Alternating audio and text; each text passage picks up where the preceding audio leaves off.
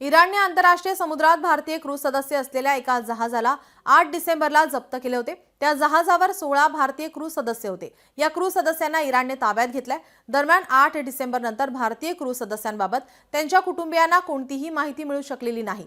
इराणमधून 6000 ton डिझेलची तस्करी केल्याचा आरोप करत इराणने जहाज हे जप्त केले। तेहरानमधील भारतीय दूतावासाने भारतीय क्रूज सदस्यांना काउन्सलर ॲक्सेस देण्याची मागणी इराणकडे केली आहे। काउन्सलर ॲक्सेस मिळाल्यास परदेशातील तुरुंगात अडकलेल्या भारतीयांना भेटून त्यांची चौकशी करण्याचा अधिकार भारतीय अधिकाऱ्यांना मिळतोय। वळूयात पुढच्या बातमीकडे। जिल्हा परिषद पंचायत समितीच्या निवडणूक दोन्ही राष्ट्रवादींचा मोठा निर्णय। मैत्रीपूर्ण लढतीत शरद पवारांचे उमेदवार घड्याळ चिन्हावर लढणार आहेत।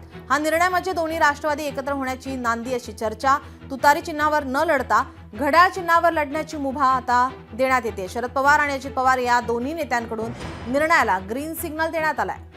महत्त्वाची बातमी आपण पाहतोय। दोन्ही राष्ट्रवादी या ठिकाणी आगामी निवडणुकीसाठी एकत्रित लढणार आहेत। जिल्हा परिषद पंचायत समितीच्या निवडणूक या ठिकाणी दोन्ही राष्ट्रवादी एकत्र लढणार आहेत। लोकशाही मराठी ऐका, पहा, जागरूक रहा।